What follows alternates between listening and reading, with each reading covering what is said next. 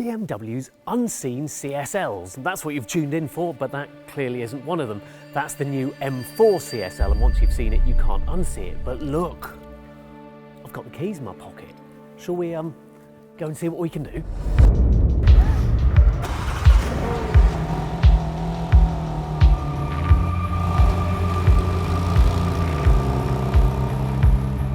So look, good turning circle here.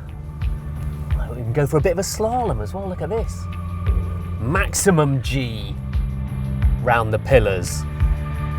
But look what we've got here, an M5 CS and some M2 racing cars, and how cool do they look? And of course this isn't a big official first drive, but check this out. Someone has been having fun in this car. Look, Nürburgring parking tickets. Okay, driving the M4 CSL isn't really what we're here to do today, because this building we're in is BMW's treasure hall. I can't show you a lot of what's under the covers here because it's all rather top secret. But these I can.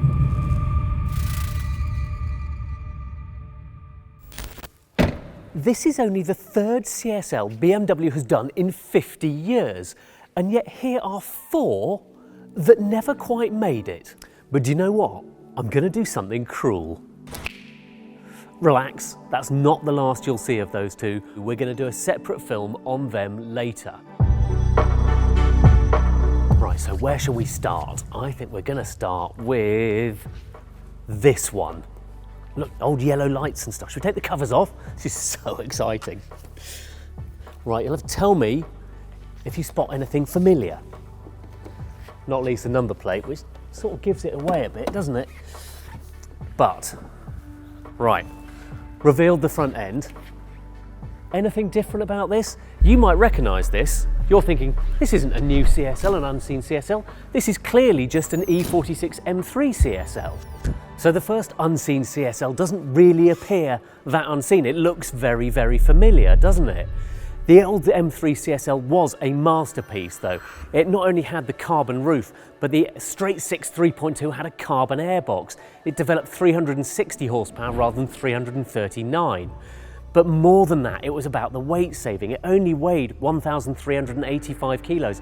It was 110 kilos lighter than a regular M3. They only built 1,383 of them. It was a special car, and many people regard it as the finest M car there has ever been.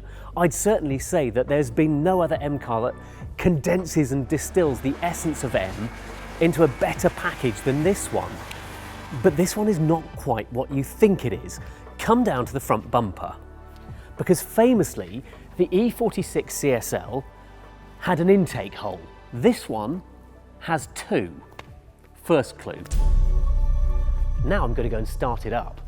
Second clue.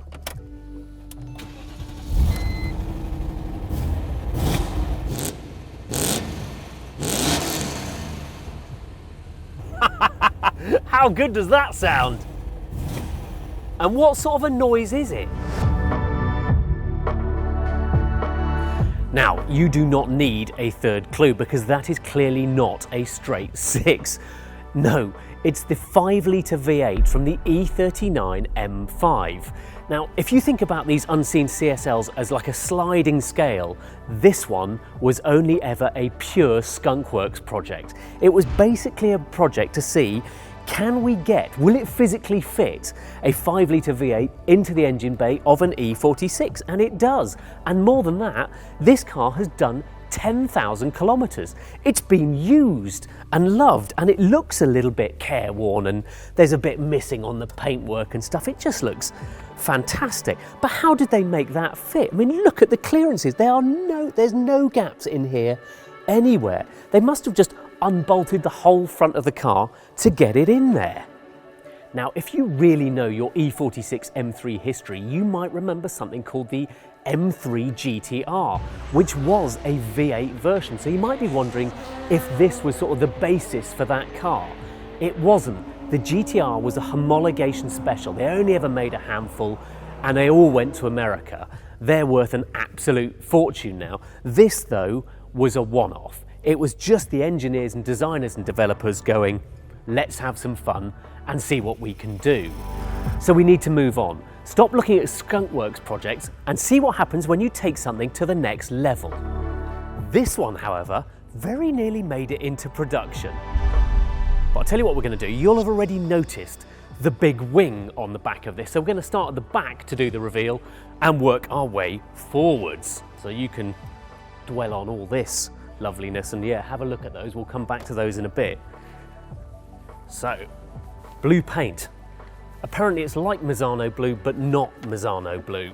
Apparently it's a bespoke colour that was only ever done for this one-off car.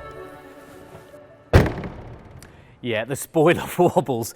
That's because this is a design study. It was never quite made it through into production. The reason for that is that this car was presented to the BMW Board of Directors alongside the M2 CS. That made it through into production in 2020. And literally it was a toss-up. They could have gone with this, the CSL, or with the CS. Now in my head, the CS became so focused that I think they had elements of this went into that. What didn't go into it was the wing and the cage. Now, to me, the wing and the cage make this more of a GTS than a CSL. But apparently there was a disagreement with another manufacturer over who was going to use GTS. You might be able to work out for yourself who that was. But the result was, although this had the wing and the cage, it was going to wear a CSL badge. So let's spend a little bit of time on the rear wing. Now BMW won't talk downforce figures because this was only a design study, and then similarly they don't talk about power or about weight, but we'll have a little speculate on those later. But what I wanted to draw your attention to is these gorgeous little red stanchions, which are 3D printed, and look, they're all organically shaped, so they only have strength where they need it. And that's one of those details that I wouldn't be at all surprised if we see on some BMW in the future. Other neat little thing here, the wing is currently in its flattest position and it says street under here, so you can obviously put it up a bit to get more angle of attack on it. Right, after that, let's go down the side. I do love this colour, by the way. Apparently they can't get it into production because there's too many nasty additives in the paint. But look, we've got beautiful alloy wheels and standard carbon ceramic brakes. We've also got little aerodynamic flicks here and here. They were all done specially for the CSL, but you can also tell this was never quite the finished product because look, the carbon down here is all a bit, well, it's a sticker, and here, not quite tied down properly.